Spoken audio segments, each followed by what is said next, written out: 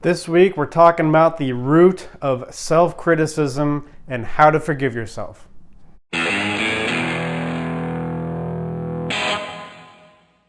Self-criticism. Nobody likes doing that to themselves, or maybe we do in some respect. There's a gratifying part of that. We may talk about that today. But here we are living in the 21st century, beating ourselves up, whipping ourselves like we are 13th century Jesuit monks. Self-flagellation. We do that a lot to ourselves. Not self-flatulation. That's something else. Self-flagellation, though. We just love to beat ourselves up over regrets from the past, things that we don't like about ourselves. You ever walk down the street and you're reminded of something stupid that you did 23 and a half years ago, and you're just like, oh God, like what I'm such an idiot. Only an idiot would do something like that. But there's a lot of confusion around this, is because we think that we're still regretful of that thing that we supposedly did wrong. Whatever it happens to be. We were a jerk to somebody, we cheated on somebody, we lied, most likely we got caught lying, and we just feel really stupid about it. And we think it's about that thing that we supposedly did wrong, but usually it's not. Great example, e.g., from one of my favorite movies, The Expendables, is of course the now infamous because it's so awesome, scene with Mickey Rourke when he tells Sylvester Stallone about he was a mercenary in some war, I don't know, decades ago, it probably could have been. And he didn't kill this young woman, but he let her die. He didn't do enough to save her. And he still feels this guilt about it. You know, just really communicating, I think, a lot of men feel like, a lot of us, we go around thinking like we dropped the ball, we really messed up, and maybe there's no way we could ever get this back. And so we find ourselves, just self-criticizing. That thing where you walk down the street and you just want to punch yourself in the face for, however long ago it was. You still want to punch yourself in the face. But what's the cause? Is it really the thing that you did wrong? No, I don't think it is. I think that is your anxiety making itself known. Self-criticism, what's that a form of? It is a form of unconscious anxiety. Anxiety we don't know how to handle. The threats come in, this is conscious anxiety. I just really like writing in this dotted line. The line of consciousness. Above it is we're conscious of, below it we're unconscious. And helplessness. This is when we sort of feel our anxiety, but we sort of don't. Aunt Bertha, right? You're carrying around the box of anxiety, you just dump it. A lot of complaining is in here. Perfectionism, very similar to self-criticism. We think we have perfectionism because we want to do a good job. That's not why. That's the story we tell ourselves to make us feel better about this anxiety that we don't know how to manage. And self-criticism is a symptom of that. We criticize ourselves because we don't know how to manage anxiety. So we will just look at anything that we do wrong in the past, and we've all done something wrong. How could you not do something wrong? We're all trying to live our life the best we can. We try to make the best decisions given what we're emotionally capable of doing in the moment, given what we're intellectually capable of doing in the moment. And sometimes we make bad decisions. We date the wrong person, we go to the wrong school, we pick the wrong profession. But it's not about those things. We do things wrong and then we attach our anxiety onto those things. We displace it onto those things in our life and go, oh, it's this thing I did wrong. No, it's not about that. It's about your inability to manage the anxiety. So this informs how to cure ourselves of self-criticism, or at least alleviate this process, at least get yourself to the point when you're walking down the street and you think of that stupid thing that you said 23 and a half. I mean, there's still things from 5th grade. I just think, well, only the biggest idiot in the world would say things like that. Just jokes I made that are really bad. I mean, obviously I haven't learned my lesson because I'm still making that self-flatulence joke. Apologies for that.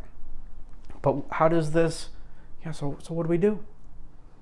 Is it about apologizing? Yeah, I think that's part of it.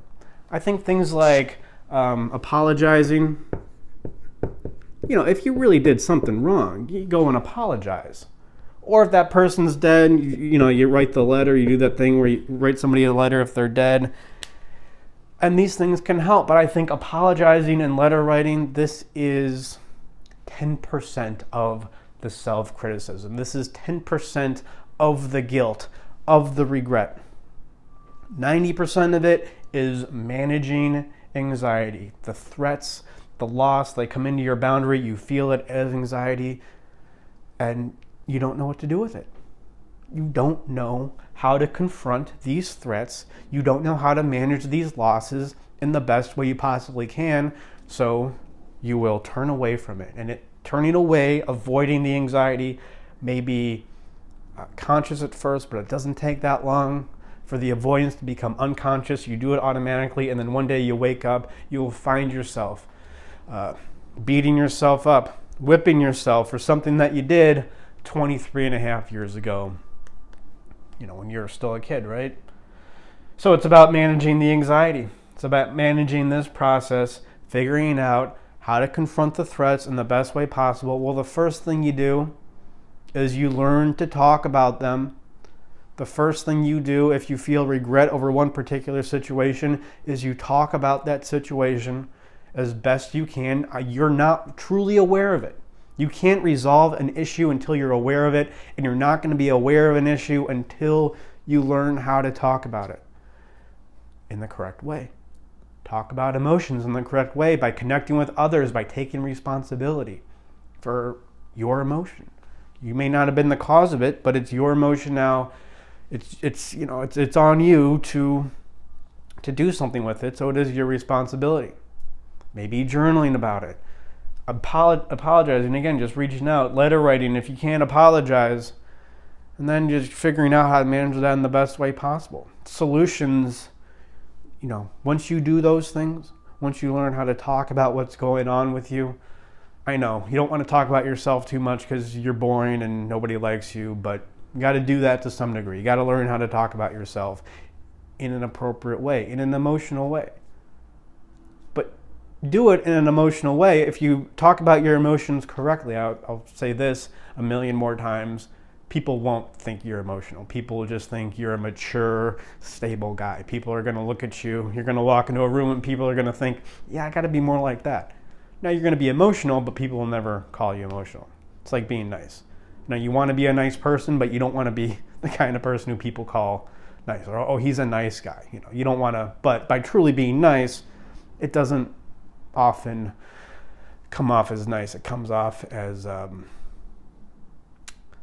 guy in Roadhouse. Man, I forget his name. Who's the Roadhouse guy? That's going to bother me. But big picture, what does this mean? The symptom, our issue with the world, it doesn't present itself how we think it would. So we're we criticize ourselves. It's not about the self-criticism. The self-criticism is a symptom of something deeper. It's a symptom of how we relate with our anxiety. I'm not even thinking about the words I'm saying. I'm just trying to think of the pain don't hurt guy. Patrick Swayze. Thank you, brain. Now we can finally get on with this video. So self-criticism, we think it's, I have a problem, criticizing myself. Well, I'm going to stop doing that. And you'll go to a cognitive behavioral therapist, and even therapists who aren't cognitive behavioral therapists, they just have no idea how emotions work. They don't even know what emotions are, so they're just going to tell you, if you're criticizing yourself, just stop. Just stop criticizing yourself. Think of a new thought.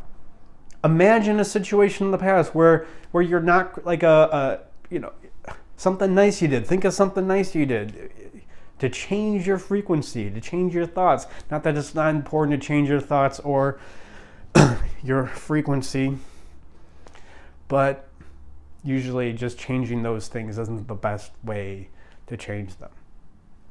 And then, you get to the true issue of what's going on with your self-criticism, and when you can really relate with it, when you process it, when you can apologize, journal about it, talk about it, manage the anxiety, you can look at past times in your life where you really did mess up, and we do mess up.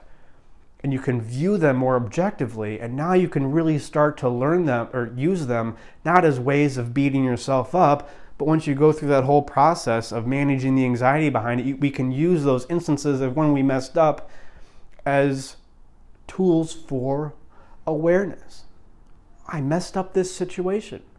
Now I'm more conscious. Now I'm more aware. It still may be a little bit painful, but at least you're not going to walk down the street and do that thing where you go, oh God, like I'm just, people think you're having an aneurysm because you just can't hide how upset you are with yourself for that thing you did again 23 and a half years ago. And this is where real growth, this is where real self-awareness comes from, is looking at the past and then using that to inform how you act better. And if we go back to the Expendables, that's exactly what happened. Mickey Rourke was talking about that regret that he had. He was telling that to Stallone's character, and then Stallone used that information. He used what his buddy was talking about to go back to that South American island to save that woman who he left behind. And he did save that woman, and we got a really sweet movie out of it. So that's it for this week, guys. Thank you for watching. Please like and subscribe. The payment. Talk about these issues with a friend. And always remember that before you can forgive yourself, you first have to watch The Expendables.